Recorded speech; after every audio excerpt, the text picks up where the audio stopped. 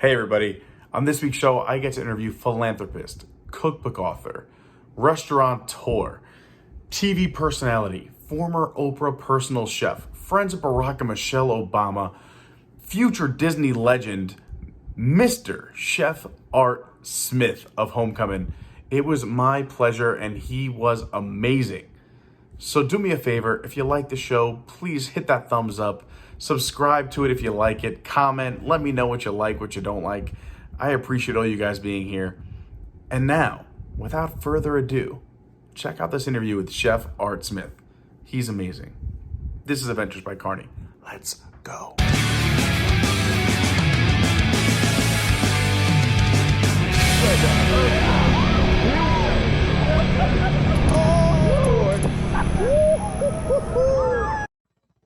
Hey everybody, what is going on? And welcome to another edition of Party with Pete. I have the honor and pleasure of speaking with chef, award-winning, humanitarian, philanthropist, entrepreneur, father of five, an overall good guy, Chef Art Smith. Thanks so much for joining me today, Chef. Well, it's a pleasure. Thank you. I was super excited when you replied. When I reached out. I am a huge fan of Homecomin. Actually, today my featured beverage is I had to make a margarita at home because you guys aren't open yet with everything going on over at Springs. But I have my Shine On here from the restaurant. Before we get into the restaurant and everything else, I kind of want to back it up if we can and just learn more about you. How did we get from a guy growing up right here in Florida to Homecomin? And I know that's a lot to unpack, so let's kind of just go through a little bit at a time. Like, I know a lot of people bring up the Oprah personal chef, and you've cooked for Barack Obama. You've opened restaurants all over the country. How did that journey start? Well, I was supposed to be a piano player. I'd studied classical piano for most of my life, and I went to Florida State. Wasn't a really tremendously great student. But I found out that you could take internships and skip school. Right. I did an internship at the world famous Greenbrier Hotel, which is a beautiful 5-star hotel, and learned all about 5-star, and I loved that. And I got really intrigued with the bakery and pastry shop, and how I did is very interesting. I mean, I think the whole wide world knows that I'm gay. All right, so. In those days, being gay in the kitchen was tough, and I got bullied, and I don't know if I got bullied because I was gay or I got bullied because I was a university student and I was in a kitchen, and this was a kitchen that was run by former military people, but yet it was very fine, beautiful, beautiful cuisine, but they were really tough. And so I used to hide out in the bakery and pastry shop. And I would hide in there, and the chocolatier named Mark Gray, and Eric Crane was their famous cake maker who had done cakes for all the White House, blah, blah, blah. I would sit and watch them and just be mesmerized. And they said, it's okay, you're hiding here. I don't know how I got away with it and not sent home, but you're going to learn if you're going to be down here. So they started teaching me techniques and chocolate and baking and stuff, and I loved it because I was always very artistic, and I loved using my hands, and I loved sweets and stuff. And so I finished with that, and then I went back to Florida State, and I still was just awful. And so, but yet somehow or another, I'm an actor. I'm a showman. You know what I mean? That's what I do well. I did go to acting school, but I was just that's kind of my thing. And so anyway, Kent Phillips and Barbara Angie from the Walt Disney Company came to visit from Walt Disney World, interviewing for college students. And I interviewed at least 5 times before I got it. And then when I got it, they said, what do you want to do? And I said, I want to work in the bakery.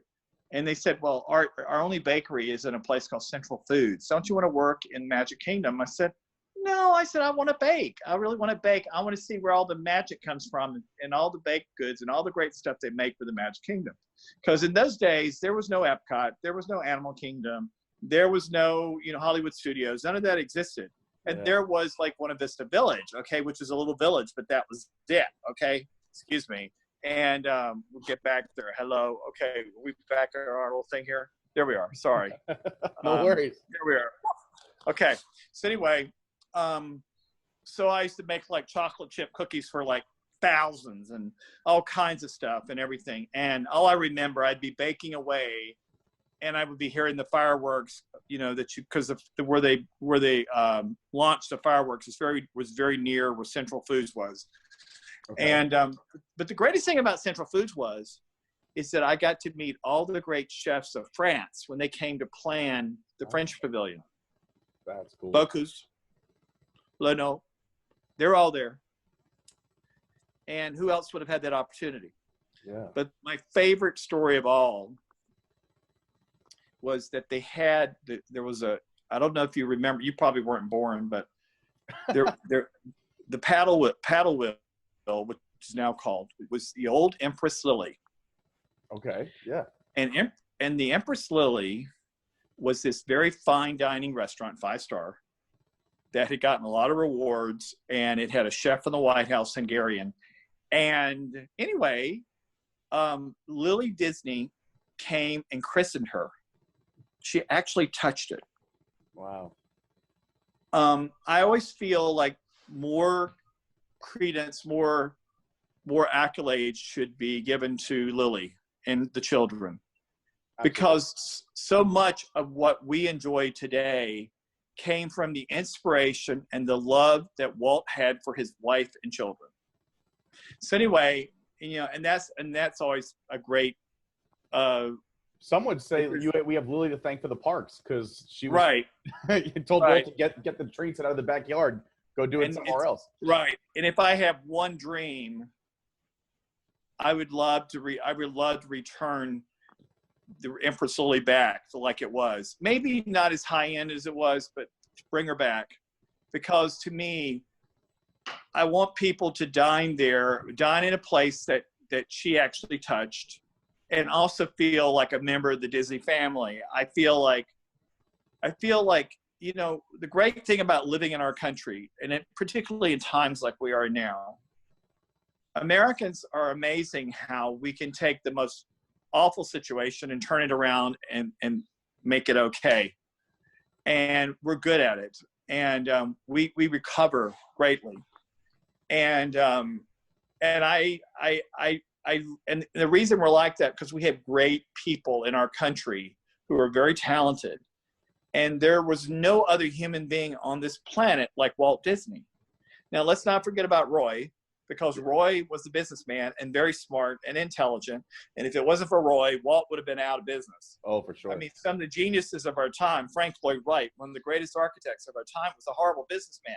But he designed some of the most iconic architecture of our time. Yeah. But Mr. Disney was a genius, and Roy was able to keep the genius in business. And they were a great team.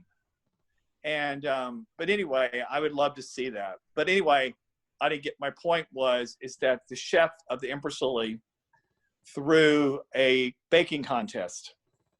Okay. And all the contestants were all like from Johnson and Wales, the Culinary Institute, New England Culinary Institute, all these different schools, yeah, which I couldn't afford to go to.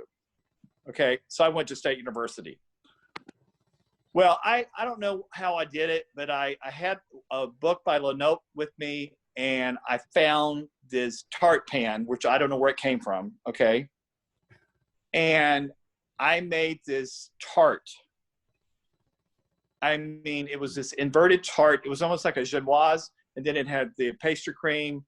I mean, I remember I painted the interior with chocolate to keep it not from getting wet.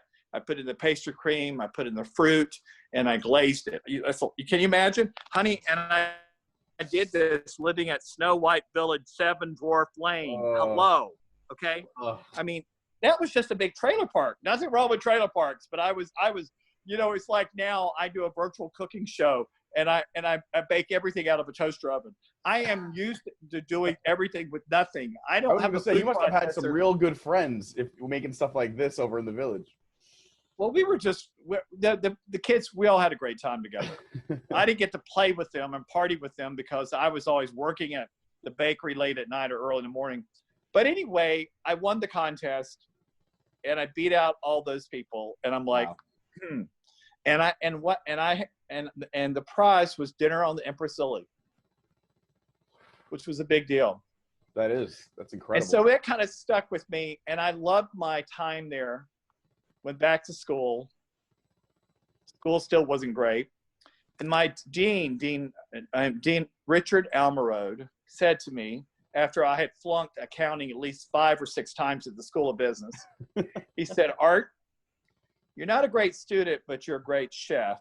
I'm going to send you to the governor's house. Wow. So he sent me over there. And So here's this little boy that comes in the kitchen. When you were learning, I'm sorry to cut you off, just a question in the timeline here, because obviously besides pastries and cakes, you also are known for great food, great savory dishes. But I didn't start with that first. So when you went to go cook for the governor for the first time, or this meeting with the dean, were you strictly more on the cake pastry side? Okay. Yes. I had not gotten into that kind of food. So anyway, but one thing I was very gifted in, it was I'd finished at Disney in 81. I got I was one of the first Disney internship cast members. Did you know that? No. And the first to ever open a business at Disney. Wow. That's unbelievable. Wow. That alone is unbelievable. Yeah, exactly. And so I'm very grateful. I didn't know at the time. I didn't know any of this. You go into Homecomin, you can see the picture with my friend from the Jungle Cruise. But anyway, yeah. So I went over there, and here's this little boy going into this. I was not a little boy. I was 22, but I felt like I was about 18. And I went in there, and there were all these wonderful women, and they said, "What you gonna do?" And I said, "Well, I'm gonna help y'all." I said, "You gonna cook?" I said, "No, I'm gonna make it pretty, and I can bake stuff." And this lady, her name was Anella Schomburger. Boy, was she an amazing woman and tough as nails. She said, "Well, Art, this is the governor's house. We don't do hotel-y food. We do home food. We do Florida home food." And I said, "Yes, ma'am." And if I didn't do something right, she said, "Now for future reference." So anyway, this lovely lady who I adore and miss so badly groomed me. And as I was doing that, I was also beefing up on reading Martha Stewart's entertaining book. I love Martha. I later worked for her. Who doesn't but anyway, love Martha? So I started helping them. Here was that little boy that shows up and makes things pretty. You know what I mean? And if he needs to be a cake baked, he can do that too. So anyway, Anella had come, she loved me, and she said, "Art, we have a special guest coming, and we'd like for you to cook for him." I said, "Well, thank you." And they said, and this is where I learned who my audience is. And the guest was Mikhail Baryshnikov. Wow. The famous ballet dancer and the American Ballet. So I cooked for him. And guess what? Got the job. And what happened in that job, I think I made, this was 1982. I think I made $8,000 or $9,000 a year. Right. And Bringing it in. And the state was very particular about, I would go shopping and people would look at my cart and say, "Is that what he's eating tonight?" Wow. At Publix. "There's the chef. What's the governor eating?" And so I'll have what he's having. I would write it and write out. So anyway, that was a delightful. And if you ever heard of the old saying, well, the people come and steal the chef. And so anyway, is that better for you to see me there? Oh, that's beautiful. Okay. So this guest came for a dinner party. And this was a dinner party where they were trying to gather money to help make the governor's mansion what it should be. The governor's mansion was always nice, but wasn't. And Mrs. Graham lovely lady. I love her too. She wanted to be the Jacqueline Kennedy of Florida and make the governor's mansion what the White House is today. You know, before the Kennedys got in the White House, it was pretty kind of a shamble. And Mrs. Kennedy is the one that got it gussied up and brought in the French chefs and the food and everything. It was just, it just wasn't special. She made it special. And the only reason why it's special is because Mrs. Kennedy. And Mrs. Kennedy always had a love for history and historical preservation, like Grand Central Station. She saved it. And so anyway, so Adele wanted to do the same thing. So they were having this party and they're collecting big, big money. And one of the guests says, I need me a chef for my new yacht. And he showed me a picture. I said, oh, that's nice. It's a huge yacht. Yeah. It's like, would you like this job? And I'm like, I'm in a job, sir. He said, well, this job will be ending, but would you like to be a chef on a yacht like this? And of course I'm thinking like, oh yeah. You know what I mean? Yeah. And this was in the 80s when people were throwing money around like it was popcorn. Okay. Wow. And so, people live large. And so, move my finger there. So, I was telling you, so I said to Mrs. Graham, Mrs. Graham, Mr. Barber wants me to go work on his yacht, and I would really love to go to Europe. And I know we've only got a few months left, and would you allow me? Well, she did, and she let me go, which was sweet. And then I flew to Amsterdam and went out to Monaco Dam where the Lady Alice was being built, which is a huge ship. And the whole town was working on her. And I have some of the funniest stories. Like, people, they said, oh, the chef has arrived. The chef has arrived.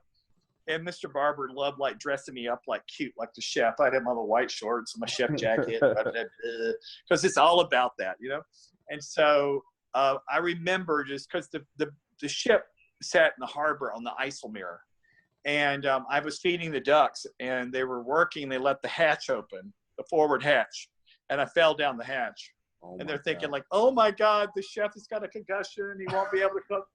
And we took her out to sea trials to the North Sea, and I got seasick. Oh my God, this crew is going to starve to death. But anyway, I got on the yacht. We delivered her from the North Sea, the English Channel, the Bay of Biscay. We got stuck in Plymouth, England, and then we got stuck in Portugal and stuck in the Canary Islands, and kind of ran for our lives in Cape Verde. I don't know what it was. It wasn't a friendly time at that moment, and we ran across the sea. It took 2 months for us to get back, and but it was truly an amazing adventure. And I got back, and they kind of wanted to keep the ship, there in Boca Raton. And it was kind of like, we're the pirates. I'm ready to go back and see. And so I hopped on another yacht, which took me to New England, which was amazing. And I discovered the Hamptons. Hey, that's where I grew up, Long Island. And I saw those houses. I saw the way these people buy food and the whole thing. And I'm like, you know what? I kind of like this.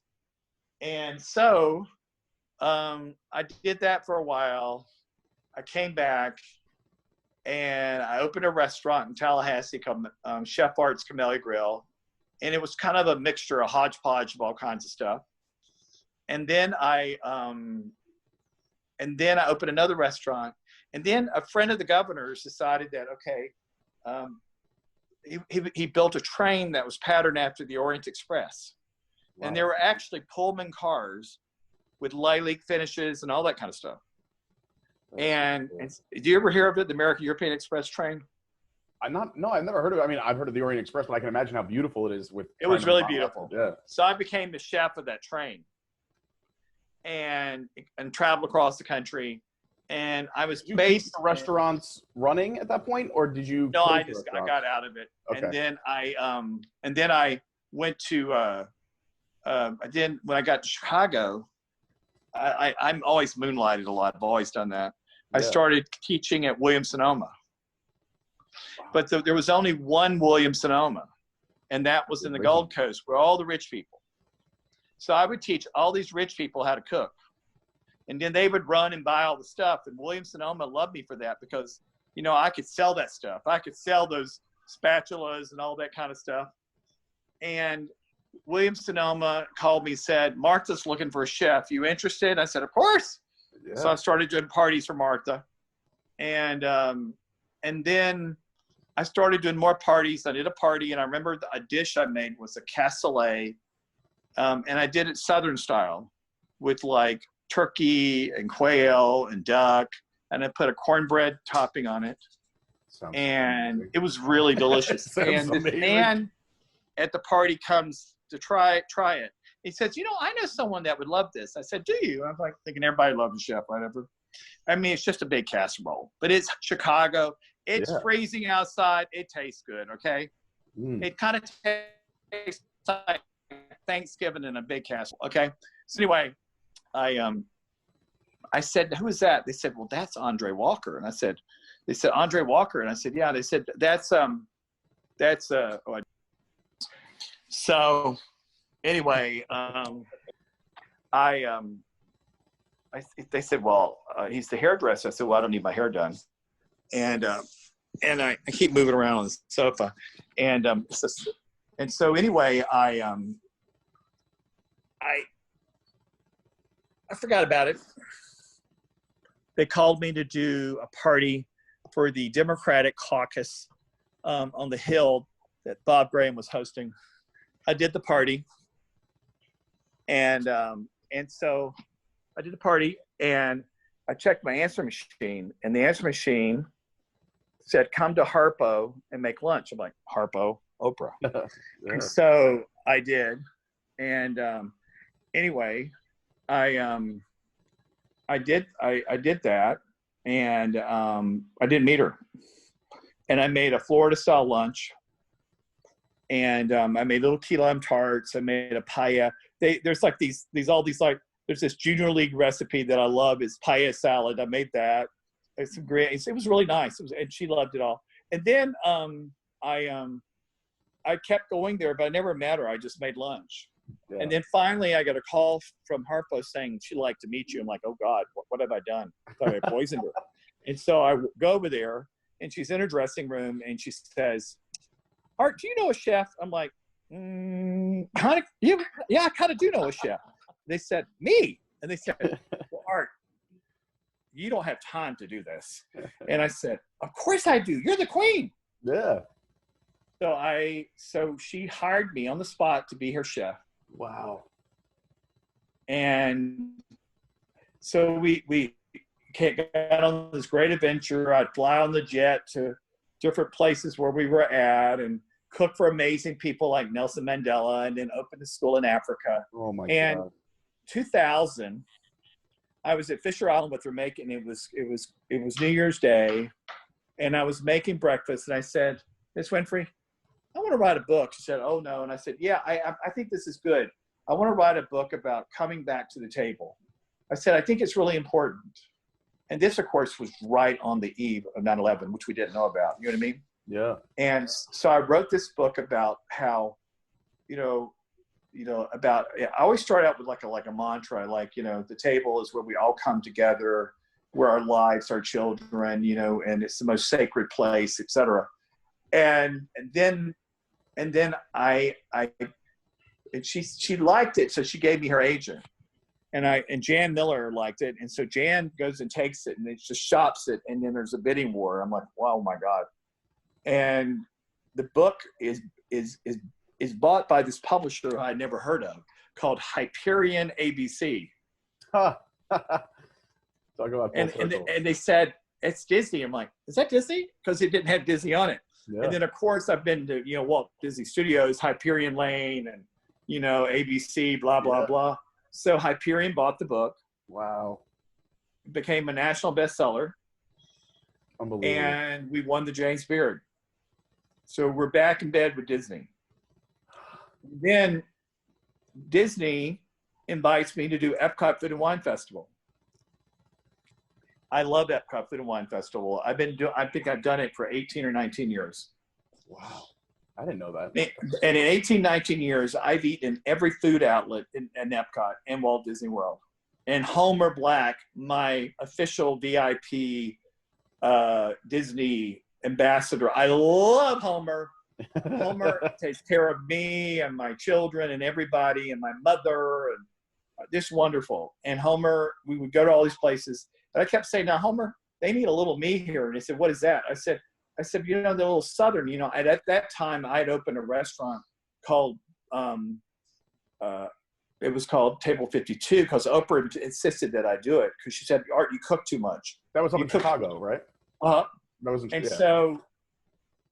so I thought of it, and then I thought about that, and then I also built a restaurant in Washington because I heard my neighbor was going to be president, and I met him, and I'm like, okay, because we lived right down the street from the Obamas, and so I said, okay, you why knew not? Obama before he made his presidential run, and before he was senator.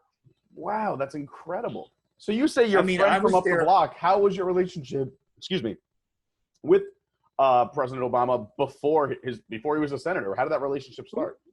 It's a university community. We all know each other. Wow. You know, and then one night Oprah asked me to make dinner. I mean, and the door rang, and I went and answered it, and it was Michelle Obama. And I said, "Oh, Miss Obama, it's so great to have you. Come in." And then the door rang again, and it was Barack Obama.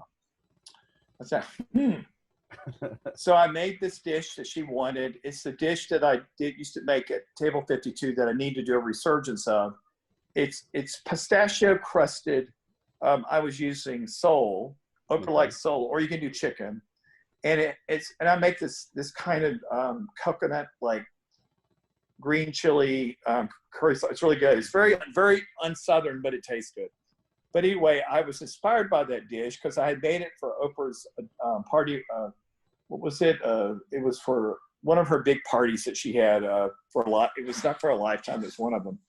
And anyway, I made that, and I remember serving it. And I remember her saying, "Let's make you president." And then she said, "You know, you should get Art to cook for you because you're not going to have time to cook." Oh my! There you have it. And so I started cooking there would be days where I'd be cooking for both of them at the same time. So, I mean, I know you said it quickly, and I want to know kind of how much truth there is to this. When you decided to open up a restaurant in Washington, was it strictly because the Obamas were going to be there? Yeah.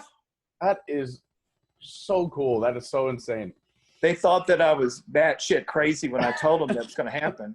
They said, "Do you have a crystal ball?" And I said, "Nope, but it's going to happen. And we're going to call it Art and Soul because Washington is known as a city without a soul." Well, we're going to have some soul. Wow. And we did it.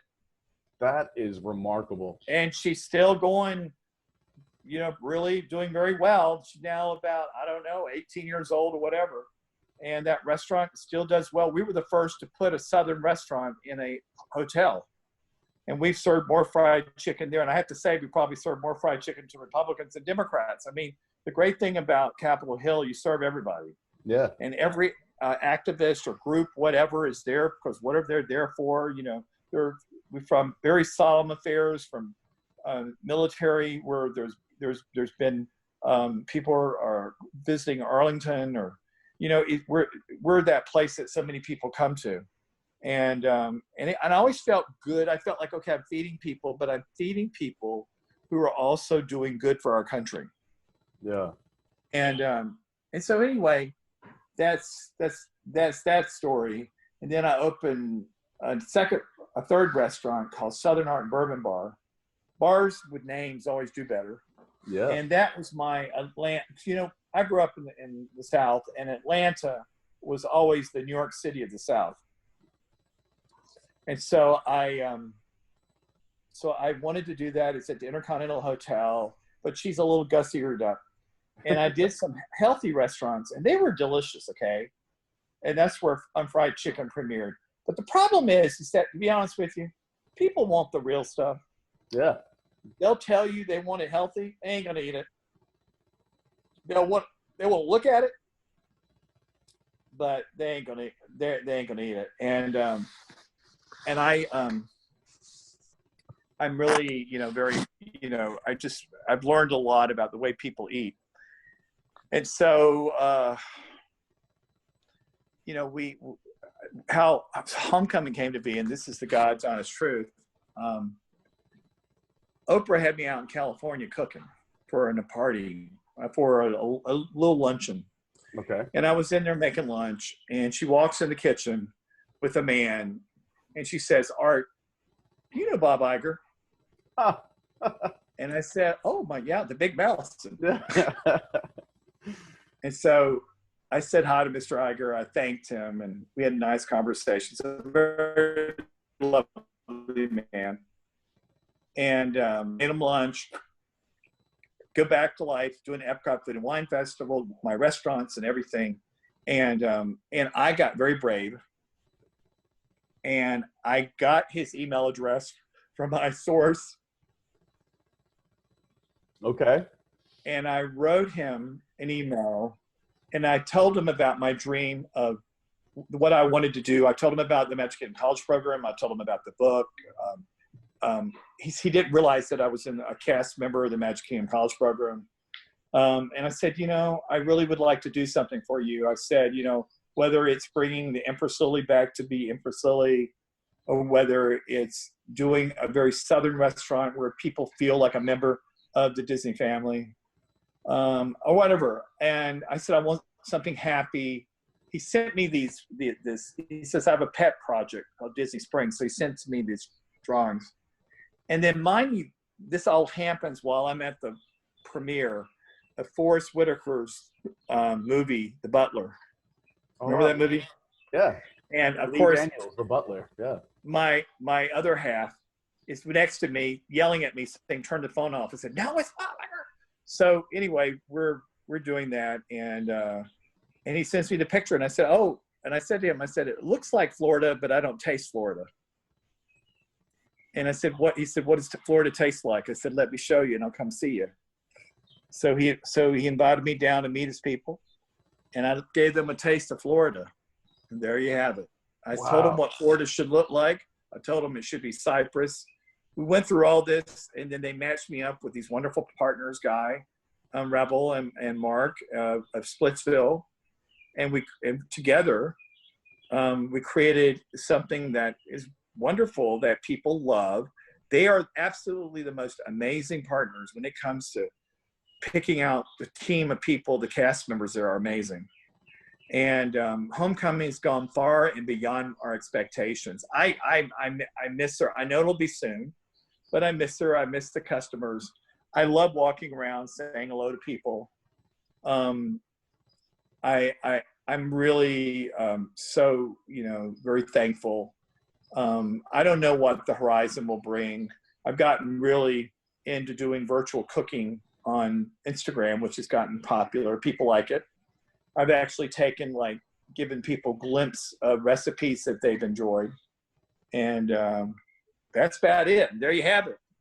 I love that entire story. I have some follow-ups because you brushed by some amazing little tidbits in there.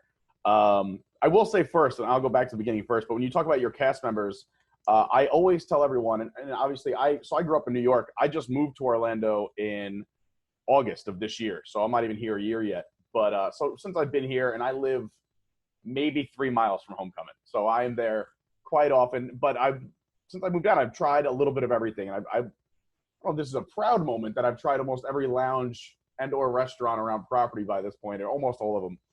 But the best bartender and probably the best service I ever received was from a bartender at Homecomin, and it wasn't anything over the top. And again, I love servers. I grew up in restaurants, so I started as a busboy when I was 14 years old and stayed in restaurants all the way through my 20s. So I always appreciate service. But I came down for a trip. We had a great conversation. She was taking care of everyone at the bar, but very nice to me. Make a long story short, I came back just before I lived here. Probably came back 3 or 4 months later, and I was just popping into Homecoming before I was going to MCO to fly back to New York. And she goes, "Hey, you're Pete from New York, right? Do you still want?" And she remembered the drink I had from 3 or 4 months prior. And she was such a delight. I still go in and say hello to her. So, I mean, what the training, whoever's in charge of your training, or just how you find your talent is remarkable. And I think that goes a long way because obviously, you know, service goes hand in hand with the food, and the food is unbelievable as well. I didn't want to jump into Homecoming yet, but I mean, I think you ending on it, it is a real pride and joy. It's a real special spot. If you listen to any Disney dining show, I don't think there's a show that doesn't mention Homecoming as one of the hidden gems of Walt Disney World. So I never knew you were partners with the guys over at Splitsville. So that's unbelievable too, because they're now on both coasts. They have the Splitsville on both coasts as well. Right. They're wonderful people. They really understand. I told them, I said, I've never had a restaurant where my guests remember the server's name. They do. Yeah. And they take pictures with them. Oh, they're the best. And I mean, right. Obviously I know you miss it. I was going to say, how often, because even before I lived here, people said, oh, and if you hang out at Homecoming, you're probably likely to see Chef Art Smith walking around saying hi, taking pictures with people. How often do you make that trip? Because I know you live about just under 3 hours away. Right. I'm usually there twice a month. Oh, yeah. So that's a lot. That's right. Impressive. How often do you make your rounds? I mean, I know you still have the restaurant in D.C. and your other projects going on. What is your schedule like? How busy are you? And I know, and I'm going to say, we should probably backtrack before we started this pandemic and the whole COVID took over. But you know, before I go to Chicago when it's warmer. Okay. Yeah. I do like it when it's cold there, but I go when it's warmer. I visit Chicago. I visit New York at Artbird. I go to Atlanta and visit there. I just make periodic visits. But, you know, compared to like Mori and Morimoto, I'm there a lot. I mean, he's there. Yeah. He's got 60 restaurants. God bless him. And so I'm there so much. But I love it. I love the guests. I love the customers. You know, it's something that I do well. And that's my job. And it is great. You get that vibe as soon as you walk in the door. And for those who haven't been, you have to go check it out. But you see the pictures, like you were mentioning your old pictures on the wall and kind of making your start in Florida. And even, you know, it's a Moonshine bar as well. And your family has a history in that too. It was, I believe, your grandfather? Yeah, my great-grandfather was a moonshiner. But I tell you, he drank more than he made. All right, so I'm going to go back and I have a couple follow-ups. So your major in college, you said you weren't a culinary guy. What did you end up graduating with? Well, when I started for the governor, I quit. So, okay. But when you get a little sparkly and famous, you get honorarium. So I've got the first master's in business ever given in 130 something years in Florida State history. Wow. And then I got an honorarium and a doctorate. Can you believe that one? From Johnson and Wells. And, wow. And so, you know, I'm very proud that I attended the schools because they taught me a lot. And I used those as a great place to launch myself, and they believed in me. You know, I took a different path, but the path I took worked. And it's an unbelievable path. And it was one of my follow-ups too, is that, like, do you think a lot of your story comes from right place at the right time? Like, if it wasn't for your dean saying, hey, you should go cook for the governor, and if it wasn't for, hey, let's go jump on this yacht, and then, hey, you should go up to Chicago. I think there is truth to right time, right place, but I think you have to make the place.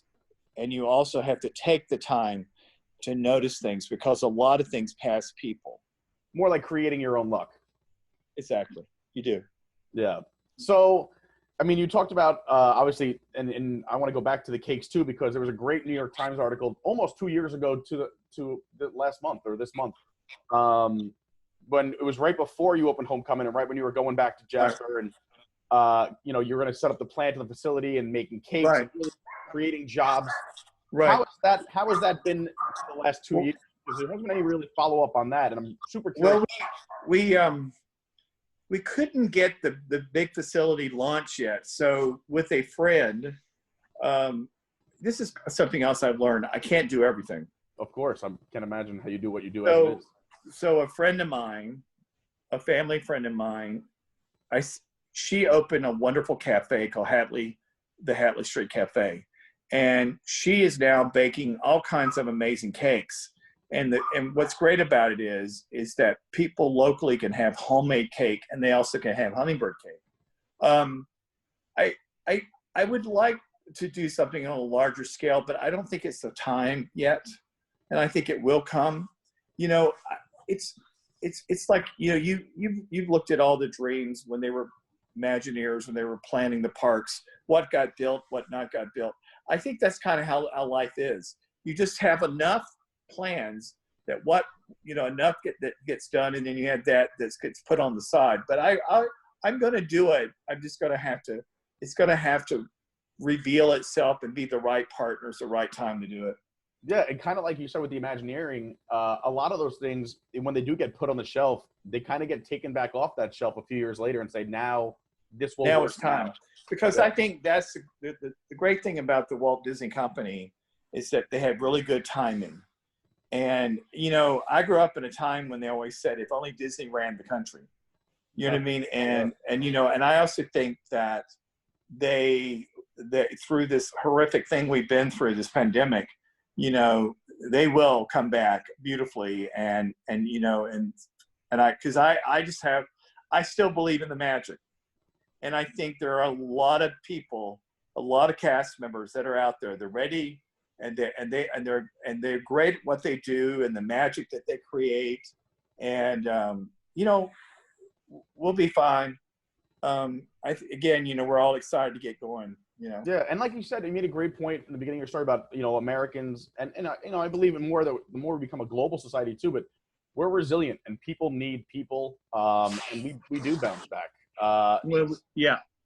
So I mean, I agree with you 100%. I feel like, you know, it's a great, you know, this is a great teaching tool, but I feel like it does bring us closer together. You brought up 9/11, and back in that time, you know, I was in New York. I'm a New Yorker, and I remember like how that, you know, horrific event, and you know, we lost friends and family, but like people, it brought us together. You know, we have this American. Yeah. I was there. I mean, I went after and baked cookies and stuff for the rescue workers, and it's still one of the most polarizing events of my life. I'm remembering, you know, of something like this. It's incredible. And I heart the loss of all those people, the lives of the firemen, the emergency workers, the police officers. I mean, there were so many people, you know. Yeah. But anyway, life continues on. Absolutely. We just have to be smarter, protect ourselves, and you know, we'll get there. Yeah, I mean, and work together as a people, and I feel like that, you know, Right. That's why it's such a brilliant book, your first book, you know, Back to the Table, you know, come together. So I do have a question. We've talked about, when did you end up making this switch from, because you know, you were in the pastry or dessert sweet world. When did you go to savory? Because your food is, I mean, on both sides is so delicious. So with that background and more of the sweets, how did you transition? When I started working at the governor's house, I started doing dinner parties, and I had to learn. And my favorite teacher was Julia Child. Did you meet her as well? Yes, I met her in Santa Barbara when she was still alive. Wow. I remember I made her a tomato pie. She loved it. What's that like, meeting your heroes? Because you said too, like Martha Stewart was a big inspiration. Then you met Martha, and I'm sure you've met almost everyone now in the food world. You're a celebrity chef yourself. What is that like? The people that you had their cookbooks, and now you're hanging out, rubbing elbows, or even preparing food for them.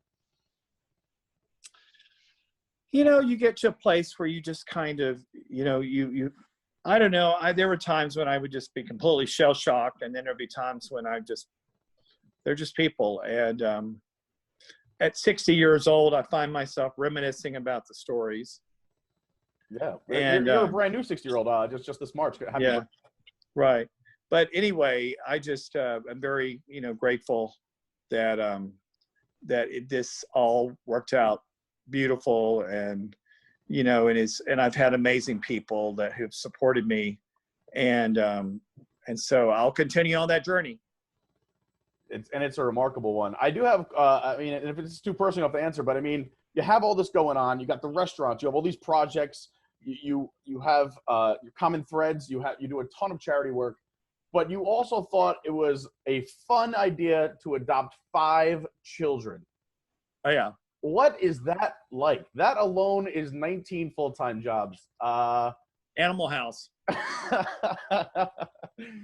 What do your kids think about and I don't know if they really, I mean, you're dad, but like, do they grasp the success? Do they know that dad is this big celebrity culinary hero?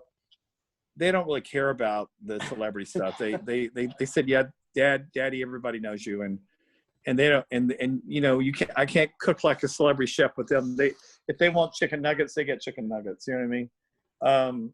They're proud. And when they're there, they feel it. And, you know, we live like on a little farm here, and we have chickens, and, you know, we're pretty normal, but they're, you know, two of them want to be chefs. So, you know, that's great.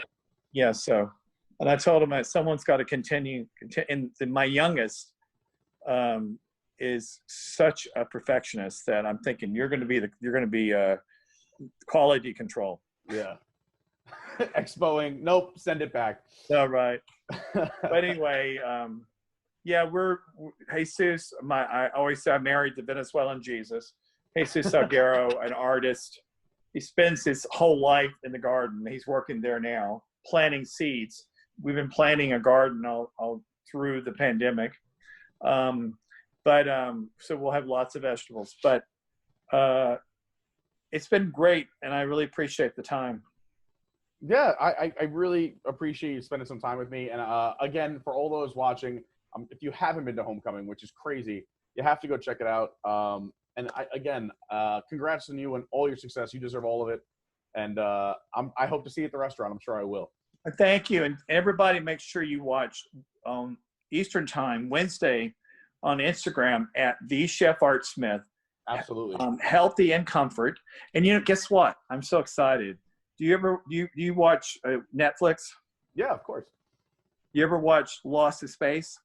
I haven't seen it yet. You must watch it. Okay, Lost in Space. But the kid that plays Will, Danger Will Robinson, Danger Will, remember the robot? Yeah. He and I are going to cook together. We're going to make mac and cheese this Wednesday. No way. Isn't that cool? That does remind me. I did, and I can I ask you one more question before I lose you? Yeah. Because I did tell a few of the fans that you were coming on the show, and I thought there were a few really good questions, so I'll just pick my favorite 2 or 3. But someone wants to know, like, even during this quarantine, you said if your kids want chicken nuggets, they get chicken nuggets. What are you eating? What do you guys eat? Like, what is during this quarantine? What are you guys eating? Well, I've been on a major health thing. I just lost 65 pounds. Yes, congratulations. But I eat we just eat everything. We eat a lot of eggs because we have chickens, lots of chickens. We're big on breakfast. We're Venezuelan, so we do some arepas and things of that sort. I do a lot of one-pot wonders. I make, when it was cooler up here, I do chili. The kids love that with nachos. I'll do smothered chicken for them. They love chicken. Even though we have a lot of chicken, they love it. And we have pizza night every night, which I don't make. But we eat a lot of different things. And, Jesus now has discovered that he's a vegetarian, so he eats lots of vegetables. And I occasionally will make something sweet, and then they devour it.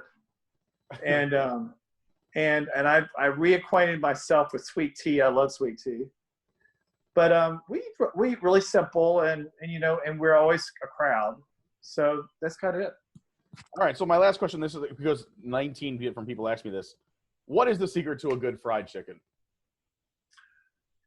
The secret is, of course, is to use a smaller chicken, not a large chicken, because the bigger chicken is harder to cook. The second secret is to brine it. And all brining means is, say, for a gallon of water, 1 cup of salt, or as much salt you want to use. And you wouldn't use kosher salt or coarse salt. Yeah. You can add a little sugar to it, bay leaves, peppercorns, thyme, and you let it sit in that overnight or for a few hours. After that, pour that off. And then you want to let it set in buttermilk. And after you do that, pour that off. You'll have a little buttermilk left, just a little bit. And then you need a good dredge. What we do, and what I'm a big believer in, I use White Lily self-rising flour.